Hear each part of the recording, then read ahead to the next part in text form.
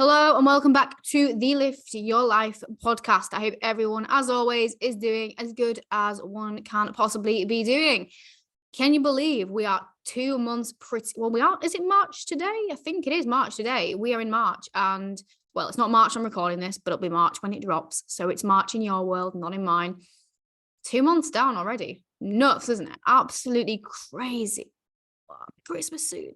But no, today's podcast is all about a bit of a hot topic in my industry. Now, I don't really know if it's a hot topic amongst kind of like what maybe you guys are seeing on social media, but for myself as a coach, it's something that is being debated quite a lot amongst other coaches, which is the calories in versus calories out debate. Because there's a lot of people right now just pushing the idea that all that matters is the calories in versus calories out model. Others are then saying, no, it's more than that. You have to look at macros and you have to look at individual nutrients. And it seems to be very, very polarized. And I basically want to talk to you today about my take on the calories in versus calories out argument and why I do agree with it to an extent, but why I also think that just purely looking at just calories is problematic in society. And I think it is going to lead to more problems and solutions down the line for quite a lot of people too. So if this is a bit of you, keep listening. And if it's not, you probably wouldn't have clicked on this podcast in the first instance.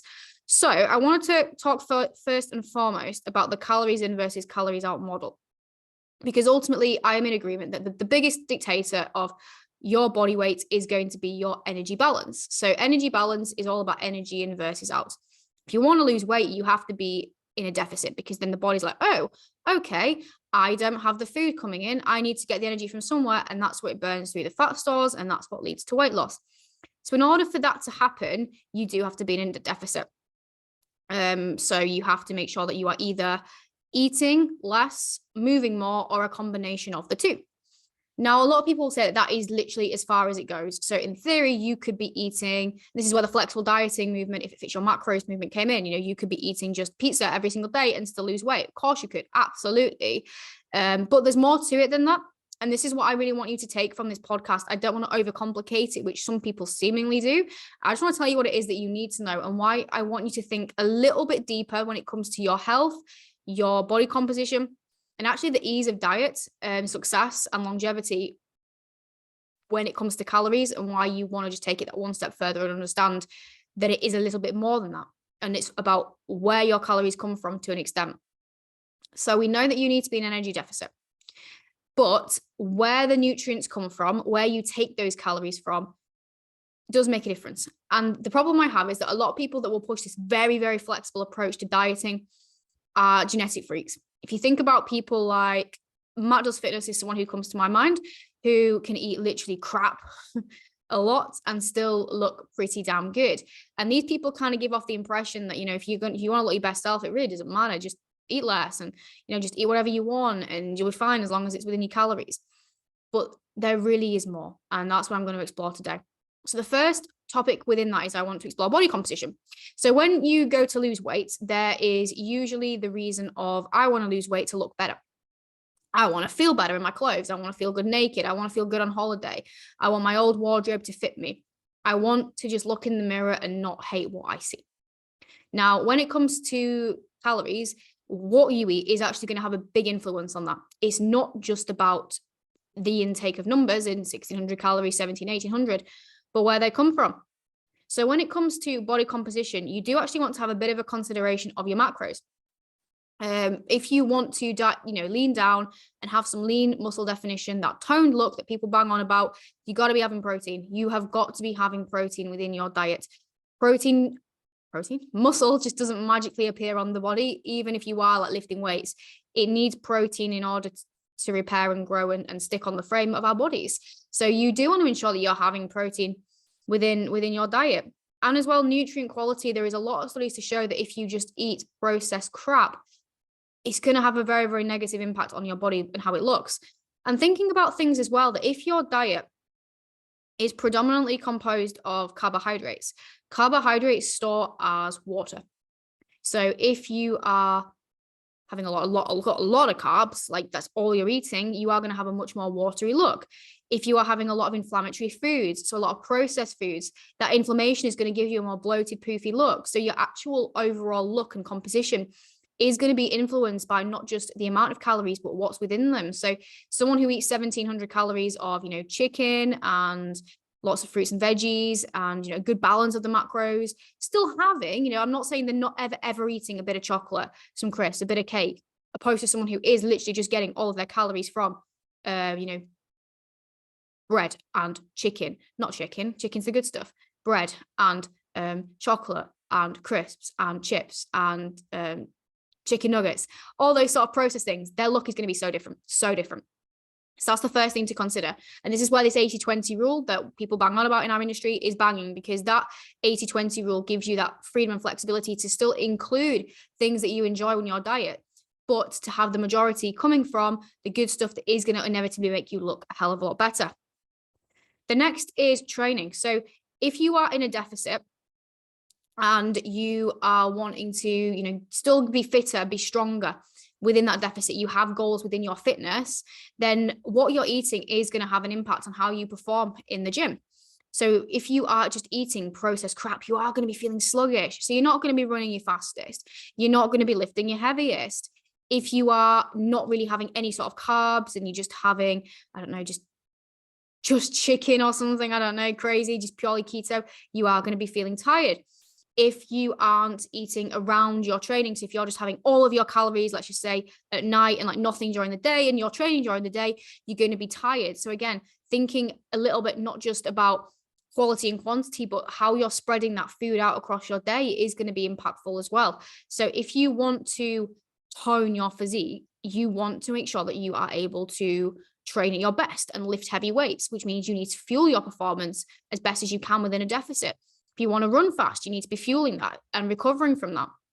So again, thinking about the training side of things as well. If you are able to train harder and heavier and better, it is going to, one, potentially burn more calories for you as well, but have a positive impact on your mental well-being because you are progressing, but also again on your body composition. So that is why consideration of having whole foods that digest well, putting those foods around your training window rather than just backlogging every single bit of calories that you have into that one piece at the end of the day and then just having, salad throughout the rest of the day because it's all you can fit. So that's something you want to consider too. And then calories aren't all equal. And this is kind of where the debate, I've seen the debate really take force on social media, but it's put across in a way that is very confusing. And I just really want to simplify it to you in that the calories that you eat will have a different impact on your overall energy balance. So what do I mean by this? Yes, it's calories in versus calories out, but the calories that you put in and where they come from will have an influence on the calories out. So we've already talked about the fact that if you're eating a lot of junk food, a lot of processed food, you're probably going to be a bit more tired, a bit more sluggish, which is going to decrease your overall energy output because you won't be feeling energized throughout your day. So you're actually going to decrease how many calories you burn. And as well, protein has the highest thermic effect of food, which in its less scientific terms means that protein requires the highest amount of calories in order to digest and burn, opposed to carbohydrates and fats. So if you are having a higher protein diet and a good quality, nutrient dense diet, you will probably actually be burning more calories a day than someone who is eating a lot of junk food. And therefore you could be losing weight faster and looking better, even if you were doing, in theory, the exact same calories at the exact same body weight, doing the exact same training protocols in terms of steps and how many gym sessions you were doing, simply with that manipulation. So you see how yes, it's calories in and calories out, but you can actually influence the calories out with the calories in, which people don't even think about and consider. So that's the first thing. You can actually create a bigger deficit, improve your body composition, and improve your training in terms of fitness levels, all by simply what it is that you eat. The next one I'm going to move on to, and again, this is probably the one I'm most passionate about, and the one that is really brushed under the carpet, is health.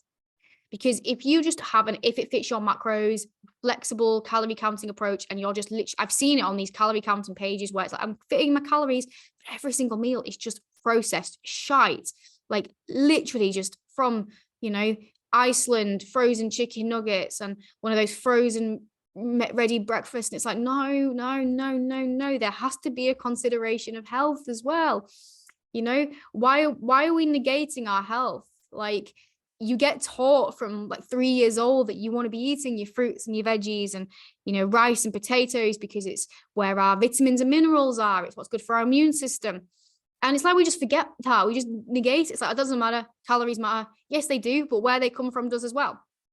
As COVID taught us nothing, that we all want a thriving immune system. Yes, we do.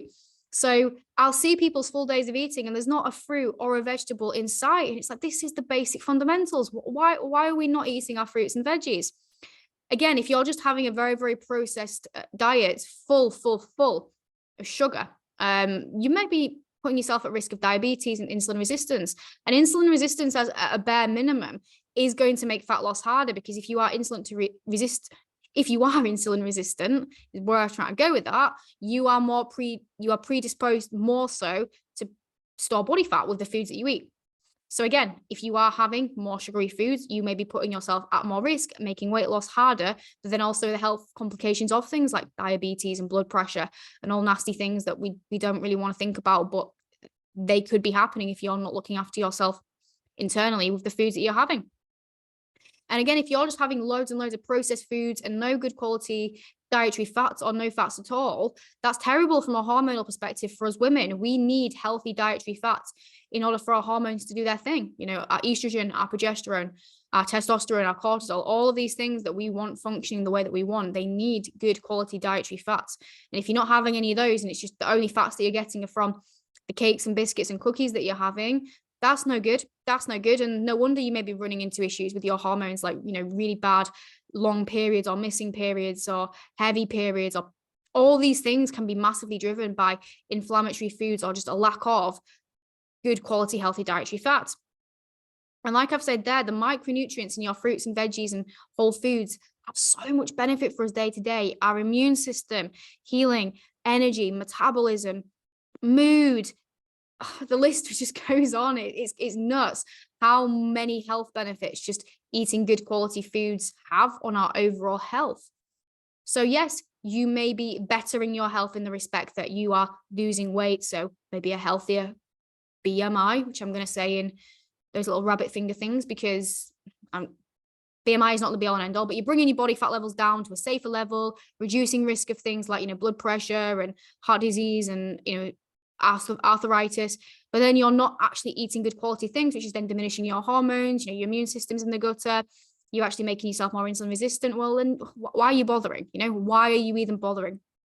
So if you are trying to lose weight, there is probably going to be some health on the forefront of your mind. So don't negate that by just fitting anything that you want into your calories. Are you actually having your nutrients? And you can't and shouldn't rely on just like multivitamins to get your nutrients in as well. Don't just be relying on vitamins and minerals that you can buy in the shops. Get them from your food. They're so much better for you. So much better. And then the last bit that I want to touch upon is actually how eating good quality foods can actually make your diet easier. Now, people think diets are going to be easier if you just eat whatever you actually like and fancy and fit that in. So yes, if I'm eating pizza every single day, if I'm having a chocolate bar every single day, if I'm having chips every single day, then I know I like the food. So then therefore I'm going to stick to the diet easy. Well, yes, but also no. And this is again where that balance comes in. I do think that having, like full blown clean eating, nothing nice, keto stupid approach is stupid, because you are inevitably going to be food focused and thinking about all the things that you can't have. And that is going to make dieting just bloody awful. But then if you go completely to the other end of the spectrum, you actually find that people who do go to that really, really processed approach of like, I'm calorie counting, but I'm just eating shite, end up just overeating anyway. These sort of foods like Pringles, think Pringles are the best analogy, right? You can't just have one fucking Pringle, because you get that dopamine hit and then before you know it, it's like, oh shit, I've eaten the whole packet. Oh dear. But that's because they do have this really crazy influx of serotonin and dopamine. They make you feel good. They're so much easier to overconsume on for that reason. So you might be saying, well, I'm just going to have a biscuit every single day. One biscuit becomes a packet. So the more of these highly palatable foods that you put into your days, the more opportunities you're probably creating for yourself to be at risk of just overeating and overindulging as a result. You'll find as well that these foods don't fill you up, right? They do not fill you up. Imagine a couple of hobnobs, right? You've had a couple of hobnobs with a cup of tea. How do you feel after? Could eat again, pretty easy, I'm going to guess, right? How would you feel having a massive, like like Subway size, fuck off, massive chicken salad? You'd probably be pretty satiated, pretty happy. They're about the same calories. They're probably about the same calories, but the satiety impact is going to be hugely different. So when you do have more good quality foods, because you're eating more protein, because you're eating more fiber, you will feel fuller. You won't be hungry and food focused all the time. Your blood sugars are going to be so much more stable. You're not going to be as anxious. You're not going to be as stressed. You're going to be feeling mentally better, in a mentally better headspace, more energized, and ultimately you won't be starving hungry all the time. There is also something that people don't realize, that processed foods have leeway. So if your hobnob, for example, says is 60 calories, I think it's like 20, it might even be 40%. It's at least 20% leeway that it's allowed to be. So what I mean by that is that hobnob might actually be 20% more calories than what it says it is. So when you're actually tracking these foods in, the more processed foods you have, the more opportunity and potentiation you have to actually be eating more than you think you are. So if you're just going purely off the packet, and let's just imagine worst case scenario, every single one of those foods is right at the top of that leeway mark, where it could be, you could then be eating like 400 or 500 calories extra without even intentionally doing it. Whereas a potato is a potato, or 100 grams of potato is a potato. Whereas like a bagel, they just give the average of what it should be. And it could be anything. That bagel could be 200 calories, it could be 240, it could be a little bit less, but you just don't actually know. And there's nothing we can really do about that unless you actually want to sit and weigh it out. And no one's going to do that. Like, that's just taking the piss. That's taking forever. Like, I'm happy for that little bit of leeway, and it's absolutely cool. And it probably won't make a difference, but the more of that is in your diet, the more chance you've got for that leeway to be a problem. And again, density versus volume is probably the last thing that I want to say there in terms of making your diet easier. So again, if you think about, like I was saying, the two hobnobs, they're really small, they're quick, they're gone in a couple of seconds. You don't really feel like you've eaten anything. Whereas a chicken salad, you've got to sit, eat, it's quite a fair few mouthfuls before it's done. You've got that acknowledgement that you've eaten something. Foods that are more processed tend to be denser, which means there's more calories in a smaller amount. When you're dieting, you don't want dense, you want volume. You want to feel like you've got a lot of food there just to make you feel better. That psychological thing of you feel fuller because you are having more mouthfuls. And it's not just psychological, it's actually physiological too. Because the more that you start to chew and break foods down, that process of the digestive system sending the signals to the brain, I am eating, you can start to release the satiety hormones here, because I'm good, I'm happy, I'm eating. That takes time. So if you're having more food going on, that is going to kick in. Whereas if you're having things that are really, really small, your body is broken down digested, the brain isn't going to be able to send you that fullness signal. Is what I was trying to say there. So that is my little ramble over, but that's my thoughts on the calories in versus calories out debate, and why, yes, I do think it is mostly important about the energy deficit. Do I think people overcomplicate it? Yes, I do. But do I think people downplay the importance of where your calories come from? I do. And this is why I do like to educate my clients on this. This is when I look through their nutrition diaries, I will make sure that they are having flexibility and that they are able to adhere to their diet, but that we are considering these factors and variables, especially my clients who have health issues, hormonal issues.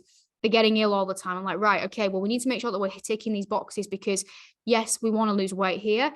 Yes, we want to drop body fat, want to look better. Of course we do.